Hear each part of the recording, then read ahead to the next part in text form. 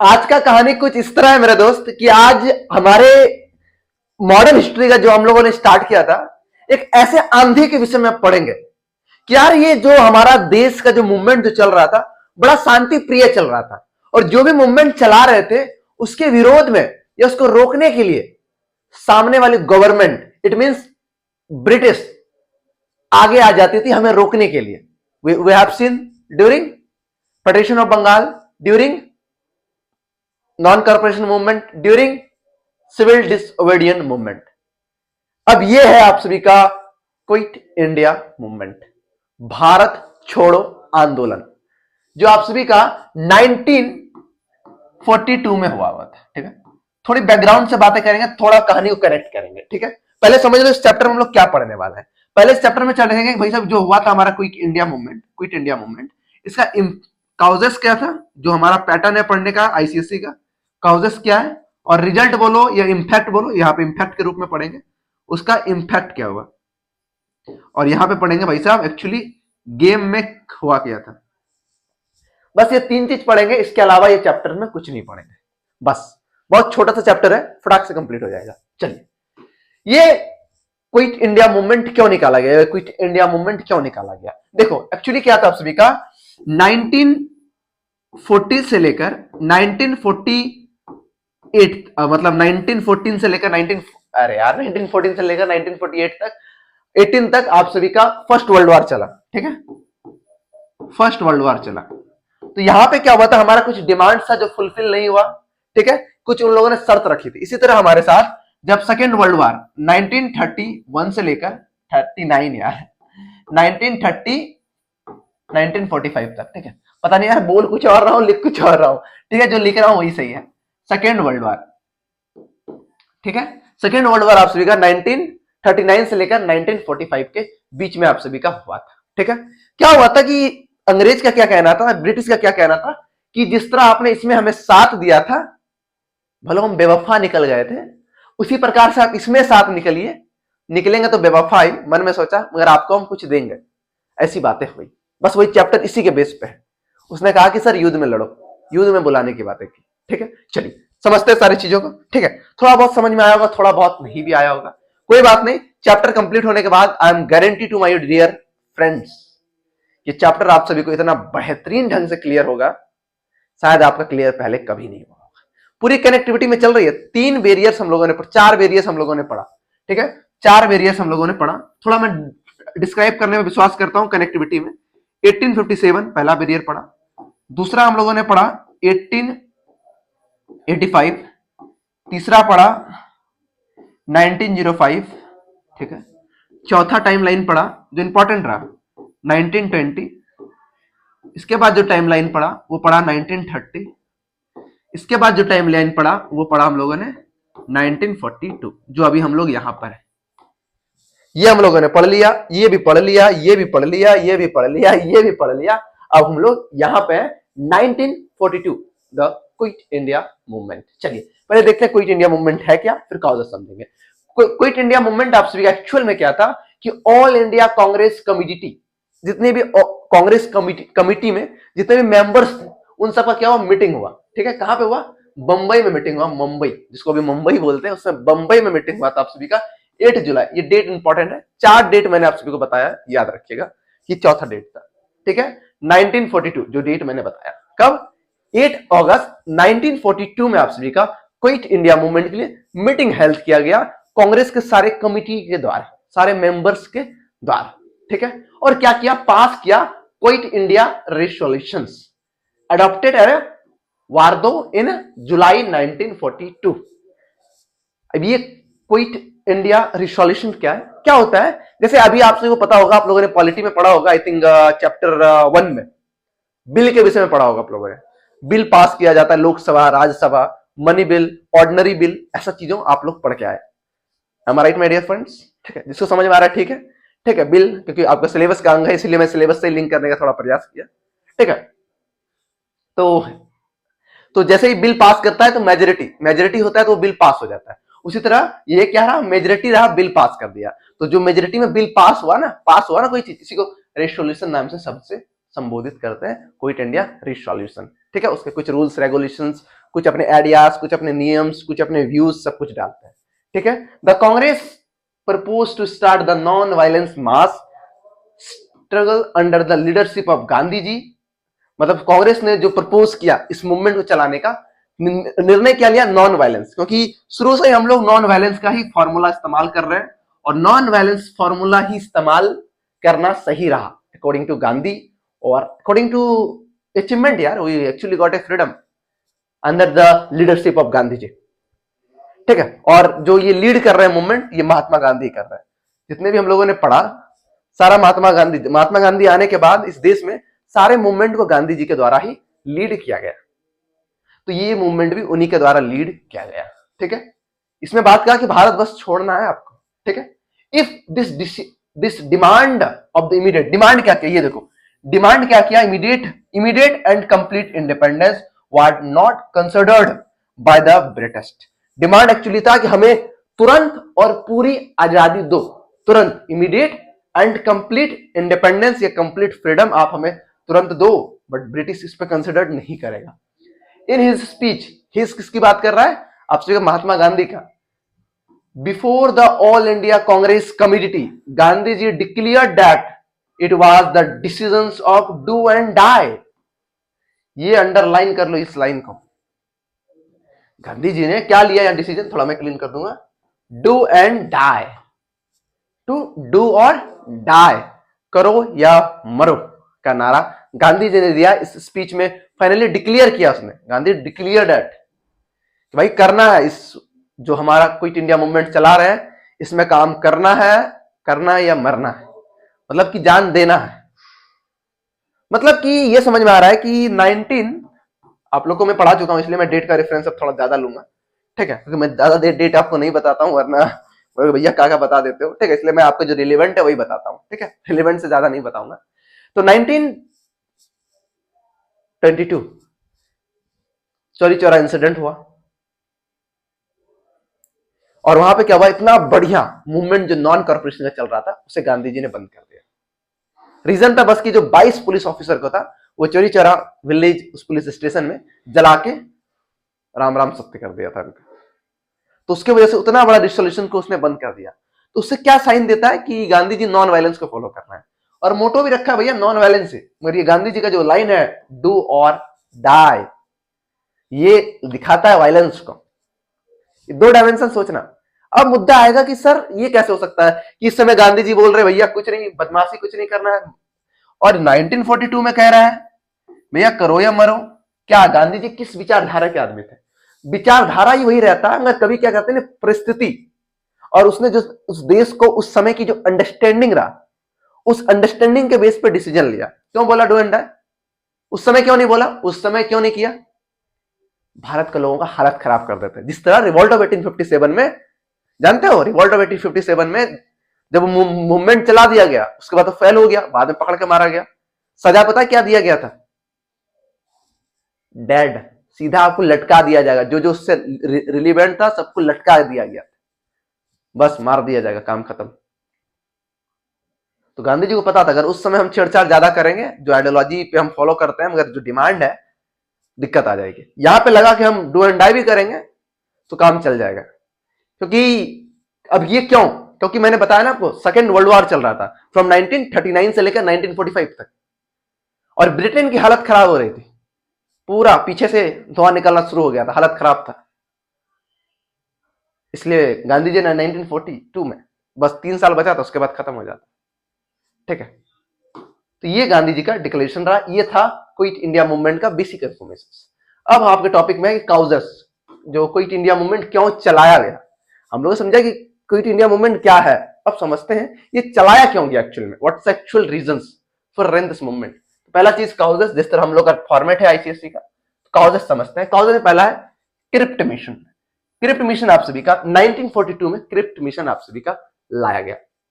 ठीक है, during the second world war Japan army repeatedly advancing towards India.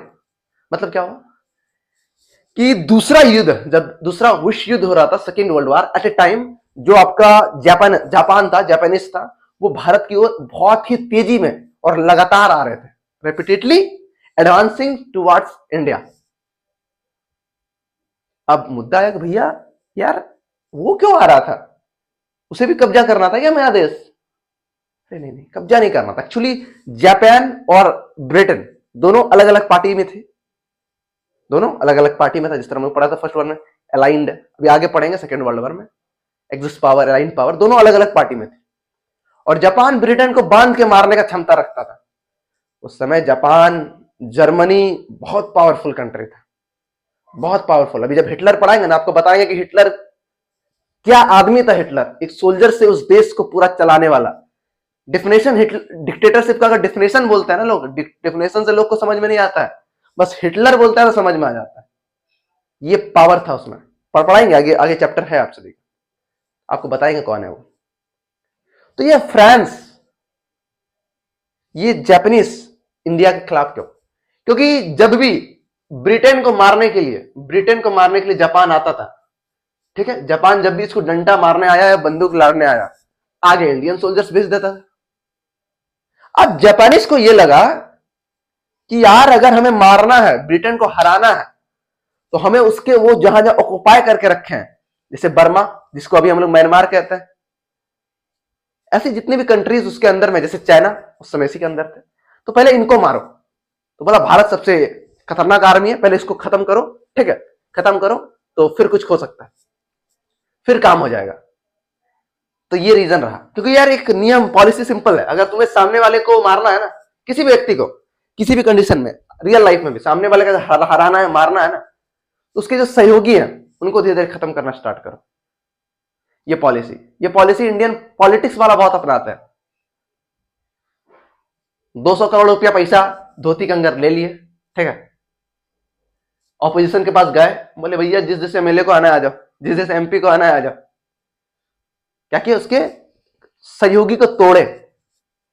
और आप लोग भी जीवन में कभी भी ऐसा काम पड़े, उसके सहयोगी को तोड़ना स्टार्ट कर दो, बस काम हो जाएगा। ये फॉर्मूला अपनाना है, पॉलिटिक्स अपना रहा है, आपके लाइफ में जब भी इस्तेमाल करने का काम आएगा, ये फॉर्मूला अपनाना। एक वीडियो अलग से बना दूंगा, पूरे हिस्ट्री में आप लोगों ने क्या क्या फॉर्मूला सीखा जो जीवन में अप्लाई कर सकते हो। History is the concept of applying. History में बस हम उसी लोगों के विषय में पढ़ते हैं। नॉर्मल आदमी महान बनता है और सब चैलेंजेस को तोड़ ताड़ के उसके विषय में पढ़ते हैं।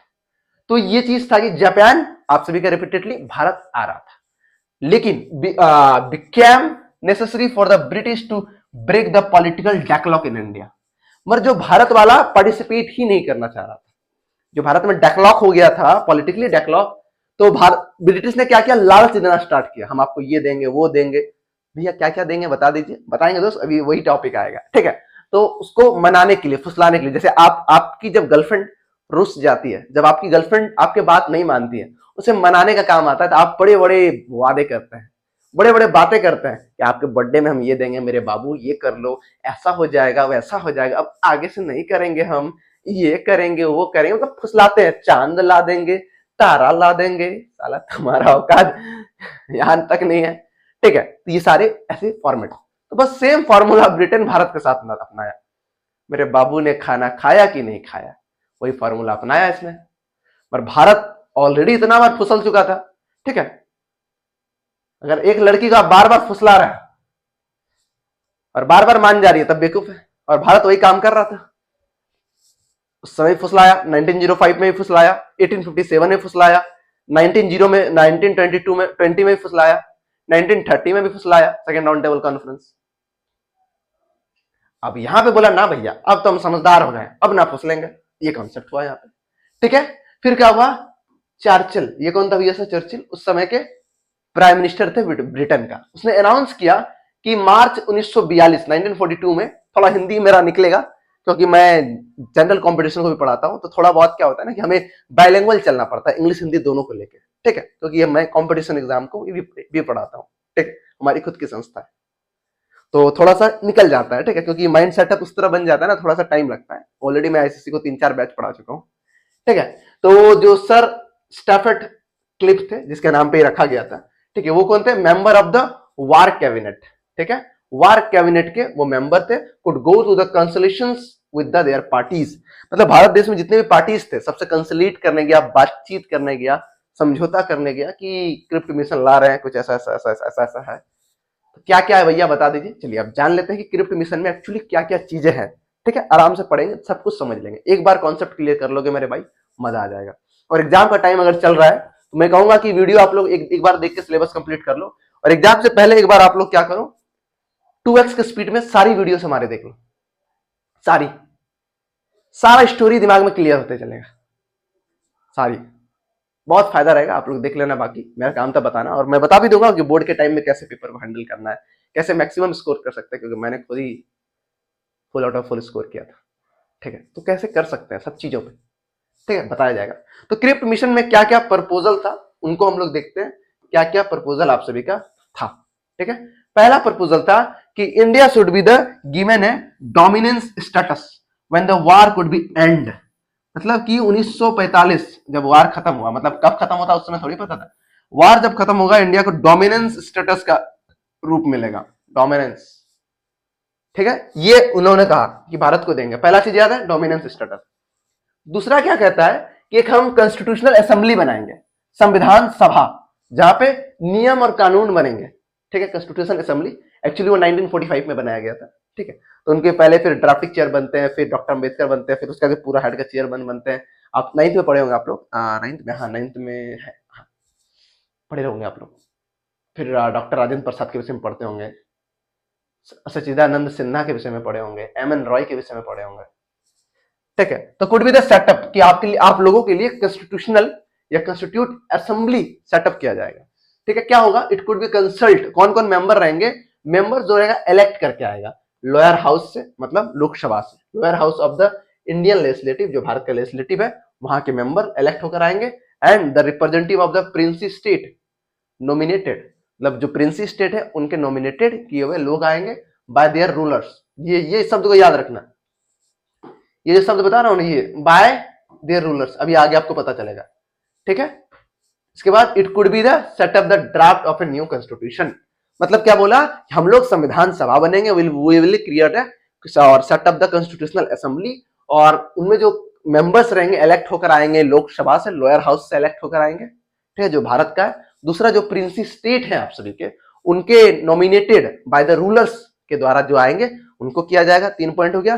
चौथा पॉइंट क्या आप सभी का, और क्रिएट किया जाएगा new draft new constitution. Draft committee के पहले चेयरमैन कौन थे, डॉक्टर भीमराव अंबेडकर। ठीक है, ये आपका मांगे था दूसरा। तीसरा मांगे क्या था, मांगे नहीं था, उन लोगों ने ये चीज प्रस्ताव रखा। ठीक है, प्रस्ताव रखा, they could be the federations of A British India. अब फेडरेशन का मतलब नहीं समझोगे तो ये लाइन को आप नहीं समझ पाओगे। फेडरेशन आपका पहला चैप्टर में भी है, सिविक्स के चैप्टर 1, जब आप यूनियन पढ़ते हैं, लेजिस्लेटिव असेंबली पढ़ते हैं। आप बोलो भैया सब आप यार सिविक्स का एग्जांपल ले रहे हो, आप सिविक्स भी पढ़ाते हो क्या? मैं पूरा ह्यूमैनिटीज पढ़ाता हूँ मेरे भाई, सभी के लिए, CBSE, ICSE, class 11, 12, all the competitive exam, I am the humanity teacher. ठीक है, इसलिए मैं थोड़ा बहुत लिंक करता हूँ, थोड़ा बहुत ही आप लिंक करता हूँ, वरना कुछ ज्यादा कर दूंगा तो फिर बोलो भैया आउट ऑफ सिलेबस है। ठीक है, थोड़ा बहुत करता हूँ जो आपने पढ़ा है उन्हीं के रिगार्डिंग में रेफरेंस लेता हूँ, अन्यथा मैं रेफरेंस अलग अलग दुनिया का भी ले सकता हूँ। ठीक है, तो मगर आपको समझ में आना चाहिए ना, मेन चीज समझाना आपको। ठीक है, तो federation of India and the Indian state, मतलब क्या हुआ कि जो फेडरेशन मतलब क्या होता है, division of power like this. ये है फेडरेशन, कि कुछ पावर ऊपर ऑथोरिटीज के पास रहेगी, उससे कम पावर नीचे वाले के पास रहेगा, उससे कम पावर नीचे वाला का रहेगा। इसी बोलते हैं फेडरल स्ट्रक्चर पावर, जो अभी भी हमारी कंट्री फॉलो करती है। संविधान में ऐसा कहीं नहीं लिखा है फेडरलिज्म या फेडरल पैटर्न्स या federal structure of the politics या governance, but we are following, क्योंकि सेंट्रल गवर्नमेंट पास सबसे ज्यादा पावर है, उससे कम पावर स्टेट, उससे कम पावर आपका लोकल बॉडीज। सेम पैटर्न हम लोग आपका जुडिशरी में फॉलो करते हैं, ऊपर सुप्रीम कोर्ट, नीचे हाई कोर्ट, नीचे सब ऑर्डिनरी कोर्ट जिसको हम लोग डिस्ट्रिक्ट कोर्ट बोलते हैं, और उससे भी नीचे एक है लोकपाल, लेखपाल, जो लोक अदालत है भाई। चीजें समझ में आ रही है? तो ये फेडरेशन स्टार्ट करेंगे, मतलब कि आपको हम देश का हक दे देंगे, ऊपर से हम ही रहेंगे। ठीक है, and any provisions that could be the not prepared to accept the constitution should be the allowed to the obtain the dominance status separately. मतलब उससे कोई भी अंग अलग नहीं हो सकता।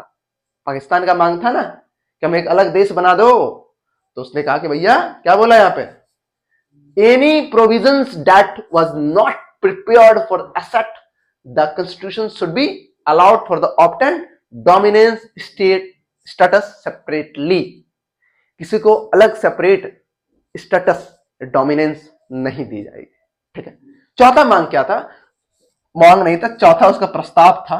ठीक है, provisions could also be the made for the protection of the radical and the religious minority. जो भैया भेदभाव जो जिस कैटेगरी के साथ हो रहा है और जो धर्म में माइनॉरिटी में है, उनके लिए क्या किया जाएगा, अलग प्रोविजंस बनाए जाएंगे। ये चार उनका प्रस्ताव था। अब समझेंगे कि भाई साहब अब हम लोगों का क्या प्रस्ताव था, कैसे हर कम्युनिटी ने जो क्रिप्ट मिशन आया था, क्रिप्ट मिशन क्या था, आपको बुलावा किया कि भाई साहब सेकेंड वर्ल्ड वॉर में आप पार्टिसिपेट करो, इसके लिए बुलावा किया। ठीक है, तो क्या था, ऑलमोस्ट ऑल द पार्टीज, जितने भी पार्टीज थे, और क्या था, सेपरेट द प्रिपरेशन, मतलब sections of the population rejected, क्या कर दिया, रिजेक्ट कर दिया। क्रिप्ट मिशन जो 4 पॉइंट दिया उन सबको रिजेक्ट कर दिया। रिजेक्ट करके क्या रखा भैया पॉइंट, ये पॉइंट उन लोगों ने रखा। ठीक है, ये पॉइंट रखा, एक बार देखो। पहला पॉइंट क्या रखा कि जो क्रिप्ट मिशन है did not bring with the promises of independence in the near future. मतलब क्रिप्ट मिशन में हमें कोई भविष्य का, फ्यूचर की बातें नहीं लग रही है कि हमें आजादी मिलेगी। ठीक है, सिंपल, अगर ये चैप्टर समझना है तो आपको प्यार होना चाहिए, ये प्यार आपने देखा हो। ठीक है, आप लड़का भाई साहब प्रोमिसेस करता है कि हम आपके लिए बिल्डिंग बनाएंगे, आपसे हम विवाह करेंगे, आपके लिए हम चांद तारा तोड़ के लाएंगे। फिर लड़की बोलती है नहीं, आप कहीं भी ये बातें नहीं बोले कि आपको 500 करोड़ रुपया देंगे, आपको लोकसभा का सीट दिलवाएंगे। नहीं किया ना बात, मतलब क्या है कि जो इन्होंने फुलफिल किया और उनका जो डिमांड था उन दोनों का रिजेक्शन, बस वही चीज है। प्यार को बना दो क्विट इंडिया मूवमेंट। ठीक है, और लड़का जो जो बातें लड़की को बोलेगी उसको बना दो भैया क्रिप्ट मिशन में जो जो चीजें थी, और लड़की जो जो बातें उससे बताएगी, क्यों आपकी बातों को हम काट रहे हैं, आपको प्रपोज एक्सेप्ट नहीं करेंगे, तो वो भैया क्या था, ये failures of the crypt mission, failures of love. ठीक है, क्लियर है मास्टर, आप क्या बता रहे हैं, कॉन्सेप्ट है भाई, यही चीज बता रहा हूं। ठीक है, the crypt mission did not bring, हो गया ये। दूसरा क्या था, the plan innovate the petitions of the country.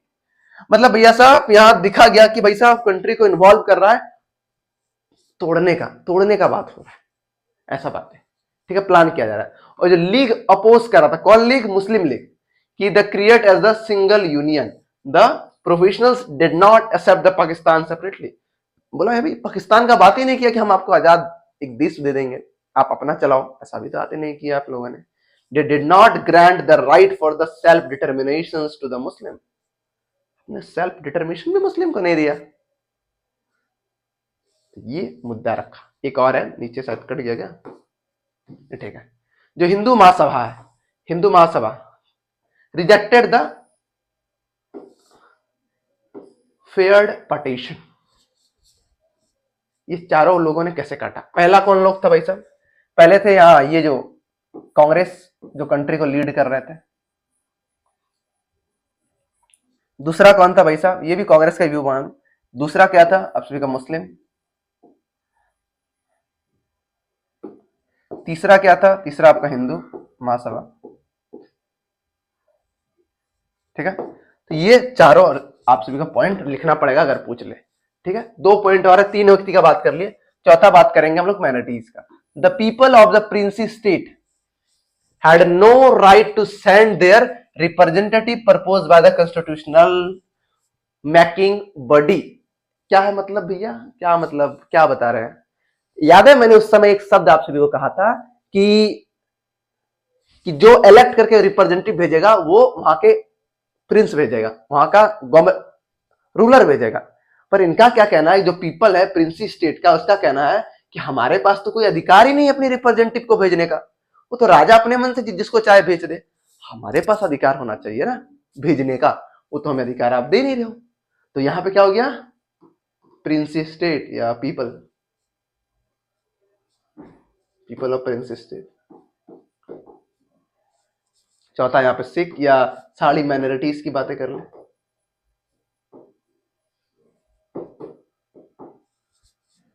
The Sikh, Anglo Indians, Christians and labour leaders rejected the as a interest, वो भी अपना रिजेक्टेड इंटरेस्ट कर दिया। भाई हमारी कोई बात ही नहीं हो रही। समझ में आई चीज है? क्लियर हुआ बात है? कैसे रिजेक्ट किया गया, कोई प्रपोज दिया, कैसे रिजेक्ट किया, ये सारी चीजें रही। अब ये समझते हैं हम लोग, ये हो गया क्लियर। हम लोगों ने क्रिप्ट मिशन को पूरा क्लियर कर लिया। जो एक्सेप्ट दिया, ठीक है, एक्सेप्ट देख लिया, क्रिप्ट मिशन क्या था वो देख लिया, इसके बाद इसको फेल क्यों हुआ ये देख लिया। ये तीन हम लोगों ने क्रिप्ट मिशन पे दे दिया। अगर आपको बोल दिया कि एक्सप्लेन क्रिप्ट मिशन, तो आप ये तीनों पॉइंट को बढ़िया से आप दर्शाएंगे। ठीक है, चलिए नेक्स्ट है आप सभी का जापानीज थ्रेट। जो मैंने कहा ना कि जापान हमला करने आ गया था, तो उसको समझते हैं। The war situation was discouraging in 1942। तो वार का सिचुएशन ऐसा था ना, डिस्करेजिंग कर रहा था भाई साहब, मतलब उस समय सिचुएशन इतनी गंभीर हो गई थी, ठीक है, जापान का आने का बहुत। इसलिए सुभाष चंद्र बोस का जापान से, जर्मनी से बहुत पड़ता था, बहुत। कुछ लोग ये भी तो कहते हैं, मानते हैं कि हिटलर मरने से पहले 1945 में हिटलर की मृत्यु हो गई थी। पहले अपनी गर्लफ्रेंड को मारा, शादी करके मारा, हाँ शादी किया फिर मारा, फिर खुद मारा।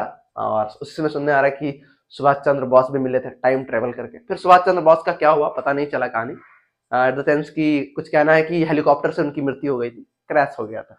और जहां पे क्रैश हुआ था तो रिपोर्ट बताती है कि उस दिन वहां पे कोई फ्लाइट आया ही नहीं था। तो सुभाष चंद्र बोस गए कहा? What's the reality regarding the death of Subhash Chandra Bose?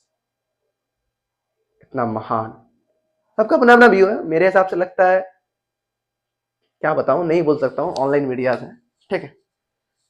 तो the Japanese आर्मीज had attack Burma. Japan की आर्मी ने क्या किया? बर्मा मतलब म्यांमार पर अटैक कर दिया। And marching towards the Assam, Assam आ रहा था, मतलब बर्मा ढुका। जैसे हमारा भारत का मैप क्या है,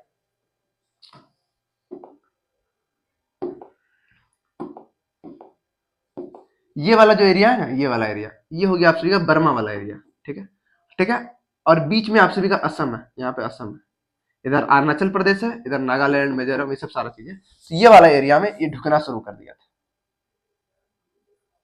ये चीजें बातें कह रही है, ठीक है। कहां आ गया था? Towards Assam. And Gandhi ji observe कर रहे थे कि the presence of British in India is the invitation of the Japan to invade India. Their withdrawal removal the bait. मतलब क्या कहा गांधी जी ने? गांधी जी ने ऑब्जर्व किया, फिर गांधी जी ने कहा कि भारत में ब्रिटिश को रहना मतलब जापान को भारत पे हमला करने का चुनौती देना या अवसर देना, या ऐसा टर्म्स है। गांधी जी का बात है भाई। तो अब भारत में रहना मतलब चाइना से, जापान से पंगा लेना। तो क्या गांधी जी ब्रिटिश को भगाने के लिए कुछ कर रहे थे? इसके बाद क्या, ये दो काउजेस रहे, ठीक है, कंप्लीट कर देते हैं पूरे काउजेस को। 1942 में क्या हुआ? फेल हो गया आप सभी का क्रिप्ट मिशन, ठीक है। दोनों रीजन समझ में आ गया। दो रीजन हम लोगों ने पढ़ा, पहला क्रिप्ट मिशन, दूसरा जापानीज। ये दो रीजन रहा कि रिवॉल्ट बोल रहा हूं, क्विट इंडिया मूवमेंट क्यों हुआ, ठीक है। अब क्या था कि क्रिप्ट मिशन क्या हुआ? लेफ्ट हो गया। No further meetings ground between the British government and the Congress. मतलब 1942 में जब स्क्रिप्ट मिशन जब फेल हो गया, इसके बाद क्रिप्ट मिशन में एक्चुअली क्या था कि उसने भाई सिंपल उसका कहना था कि आप हमें साथ दो, ठीक है, और मैं ये चीजें आपको दूंगा, ठीक है, यही चीजें थी।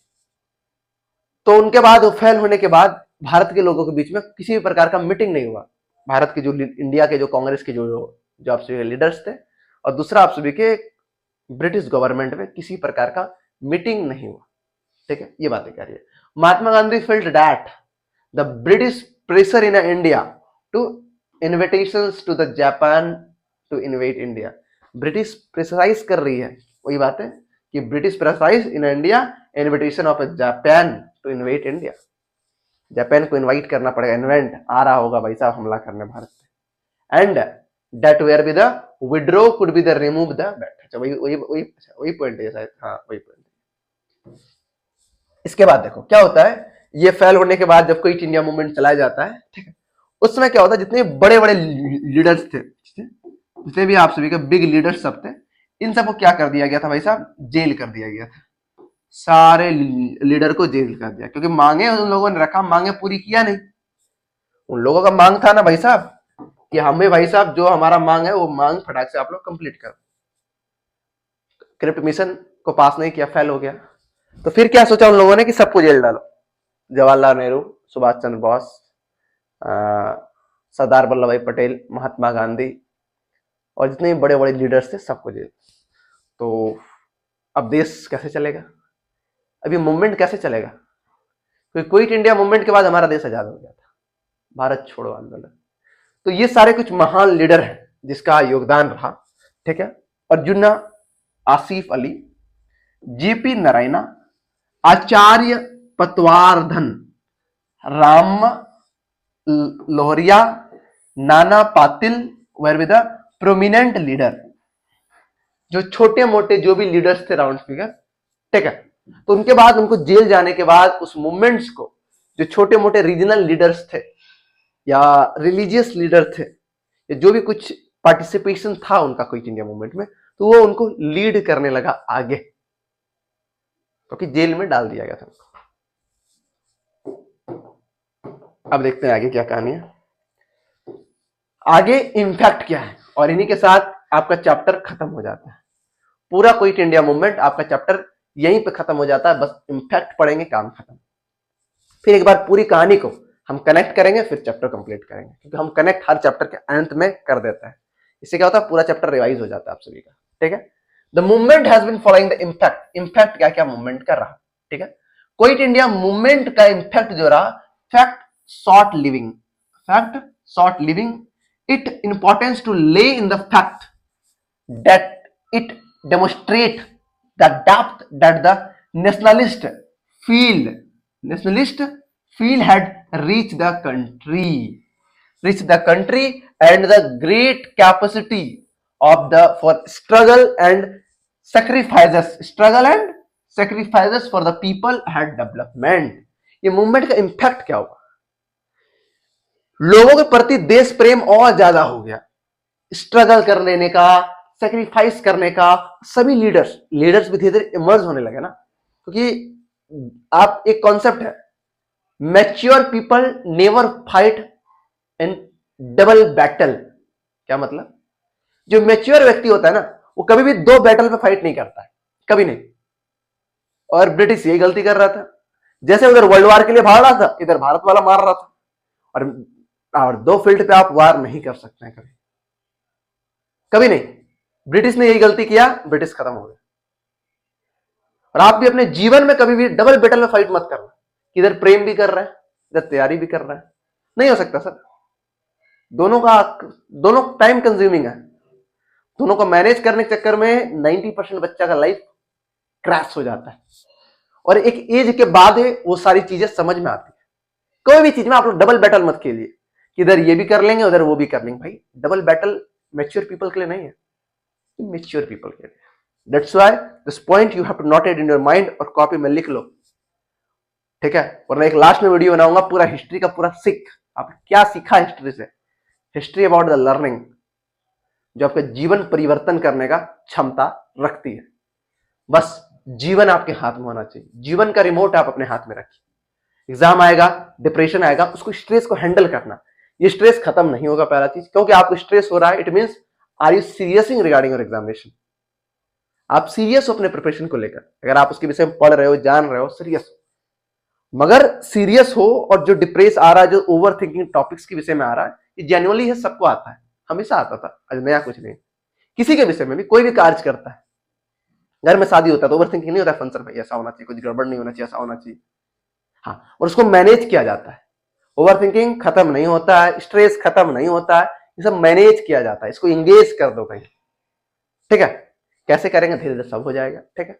मेडिटेशन पे थोड़ा फोकस कीजिए आप लोग, थोड़ा बहुत, ठीक है। और दिमाग को बोलो या सब ठीक है, कहीं बहुत डरपोक है, सब ठीक हो जाएगा, ठीक है। बस अपना टाइम अपने आप को दीजिए, सोचने में नहीं, पढ़ने में। Then your board will be go very fanatic, ठीक है। तो ये चीजें यहां पर पहला इंपैक्ट ये हुआ कि पूरा देश के लोग, नॉर्मल आदमी भाई साहब सब एक्टिव हो गए, सब देश के प्रति सोचने लगे, अभी करप्शन के पीछे भैया अगर कोई मूवमेंट चलाया जाए तो जाओगे आप? हमको क्या मतलब है, हो रहा है, हम अपना टाइम क्यों दें, ये सब मूवमेंट ऐसे चलते रहता है। तो क्या है, जागरूक नहीं है, जान रहे हैं सब लोग, पर मूवमेंट एंगेज है। तो यही चीज यहां पे हुआ, इतने साल के बाद सब लोग को लगा ऐसा कि अब पीपल हैड डेवलप्ड, कि अब हम लोग जो भी हो अंग्रेज को भगाएंगे, बस ये चीज। ठीक है, समझ में आ गया। सेकेंड क्या है, it has evident that the British could no longer, मतलब ऐसा लग गया भारत के लोगों को कि अब ब्रिटिश टिकने वाला नहीं है। क्यों नहीं टिकने वाला है? Double battle never fight by mature people, double battle fight नहीं करना है। और यही सेम गलती अगर वो कर देता फर्स्ट वर्ल्ड वॉर में, अगर भारत वाला नहीं फुसलता, ये फुसलने के पीछे गांधी जी का बहुत बड़ा योगदान था। जो फर्स्ट वर्ल्ड वॉर में भारत के लोग पहुंचे उनका भी योगदान था, जो आर्मी गए। इसलिए गांधी जी को बहुत बड़े बड़े किताब में देखे क्रिटिसाइज भी किया जाता है इस चीज के लिए, पर कुछ चीजें परिस्थिति कर देती है, कुछ चीजें आपको टाइम आपको करवा देती है। वो गलती गांधी जी ने यहां पे नहीं किया। ऑब्जर्व किया आपने चीजों को, किस तरह चीजें फ्लस्ट्रेट होती है। ठीक है, no longer and find it possible to rule India against the wishes of the people, मतलब जो इस देश की जनता का जो इच्छा है, डिजायर है, तो वो अब फुलफिल होने वाला है, ब्रिटिश अब इस देश से जाने वाला है, ऐसा मतलब लगा। जैसे आप जेई एग्जाम दोगे या नीट का पेपर दोगे या सीयूटी पेपर दोगे या किसी प्रकार का फर्दर एग्जामिनेशन का आप प्रिपरेशन दोगे, सीए करोगे, कोई भी एग्जामिनेशन आप इन फ्यूचर करोगे, तो अगर एक दो नंबर से बचते हो ना, अरे यार निकल जाएगा यार, बस अगला बार भिड़ेंगे ना तो पार देंगे। मतलब क्या होता है ना, एक वहां तक मंजिल तक पहुंचने के बाद लगता है हो जाएगा यार, बस थोड़ा सा तो बचा था, 10 नंबर बचा था, 20 नंबर बचा था, अगले बार करेंगे, पढ़ेंगे तो हो जाएगा। क्या हुआ, एक उम्मीद जगा ना, तो बस यही चीज हुआ, यहाँ पे उम्मीद हुआ कि अब हो जाएगा, और अब हो भी जाता है। ठीक है, क्योंकि अंग्रेज का हारने के बाद मार मारा है ना, बोलो अंग्रेज फाइनली जीत गया सेकेंड वर्ल्ड वॉर, पर बर्बाद हो गया। उसके बाद ब्रिटेन का कोई नामो निशान नहीं है, पूरा स्थिति खराब हो जाएगा। उसके बाद 2 पावर्स ब्लॉक स्टार्ट होते हैं, पढ़ाएंगे आपका चैप्टर है नाम का चैप्टर है, नॉन अलाइन मूवमेंट, वहां पे आपको वर्ल्ड पॉलिटिक्स पढ़ाया जाएगा। ठीक है, क्योंकि इसके बाद 2 चैप्टर के बाद आपको वर्ल्ड पॉलिटिक्स है, फिर उसमें बढ़िया से वर्ल्ड पॉलिटिक्स आपको पढ़ाएंगे, कोल्ड वॉर क्या है, यूएसएसआर कैसे बना, रशिया कैसे बना, ठीक है, फॉर्मेट कैसे हुआ, अमेरिका क्या है, चाइना कहां से उत्पादन हो गया। ठीक है, थोड़ा बहुत सारे कॉन्सेप्ट को आप सभी को मिक्स करके पढ़ाएंगे। ठीक है, ये दूसरा पॉइंट। तीसरा point, it was the mass uprising, कैसा अपराइजिंग किया, mass uprising after before attending independence, people from all parts of India took part in a processions and demonstrate the Hindu, Muslim, Sikh, Christians and Parsi and even the people from the Prince state। क्योंकि मैंने आपको बताया था crypt mission में सारे लोग खुश नहीं थे, नाराज थे। कैसे, हिंदू कैसे था, उसका कुछ बातें नहीं किया भाई साहब। मुस्लिम क्या होता, उसने कहा था हमको अलग पाकिस्तान तो दिया नहीं। सिख माइनॉरिटीज के लिए कोई बातें चीज नहीं किया, अब कोई बातें नहीं किया। इन लोग भैया कहा था सब अब तैयार था कि अब इंडिपेंडेंस से पहले पूरा मास, मतलब यार पूरा जश्न मन रहा है, पूरा देश में अब हो गया कि अब जाएगा ब्रिटिश, पूरा देश में इंडिया कैप्चर करेगा, ऐसा पूरा इंपैक्ट। क्योंकि इसके बाद 5 साल के बाद मिल गया था ना, संविधान हमारा बनना स्टार्ट हो गया था, कॉन्स्टिट्यूशनल असेंबली फॉर्म हो गया था, संविधान पे डॉक्टर अम्बेडकर काम करना शुरू कर चुके थे, ऐसा उम्मीद जग गया था। क्योंकि ब्रिटिश को वो मारा जा रहा था और फाइनली लास्ट में वही जीता।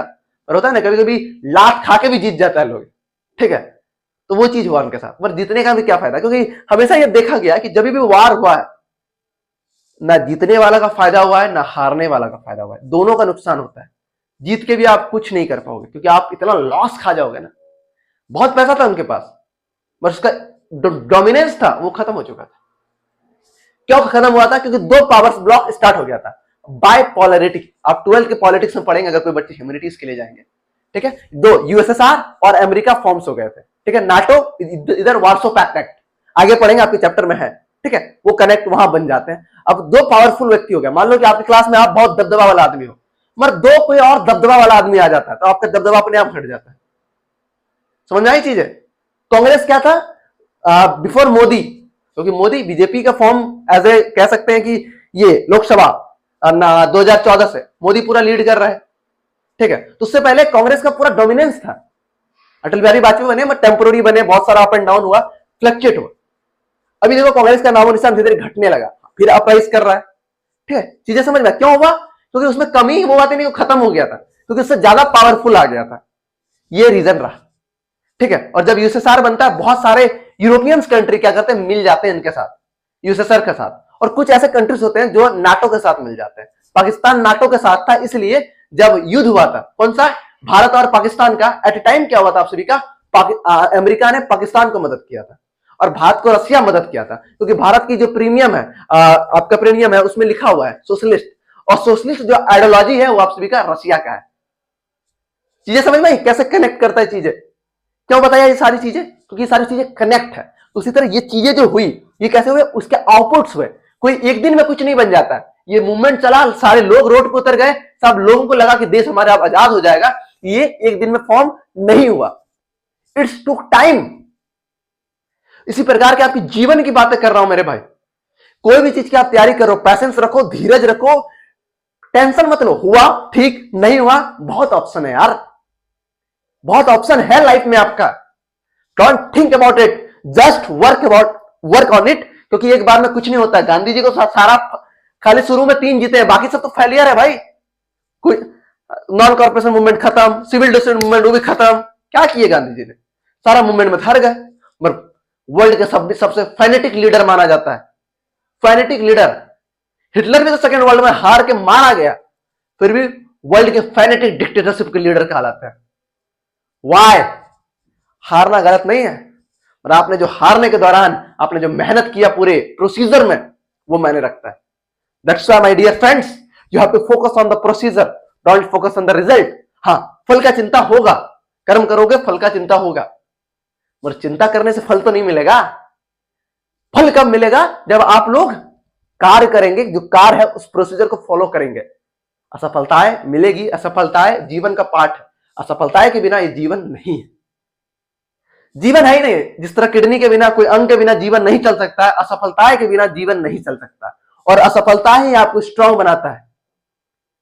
एक बहुत अच्छा कोट है कि स्ट्रगल जो होता है ना, कि वही आपको अपॉर्चुनिटी देता है आपको आगे बढ़ने। टैलेंटेड जो है ना, क्या बोलते हैं जिसको, struggle is the opportunity for talented people. तो आप लोग टैलेंटेड पीपल हो मेरे भाई, तो जो स्ट्रगल आ रहा है ना, आपका अपॉर्चुनिटी है।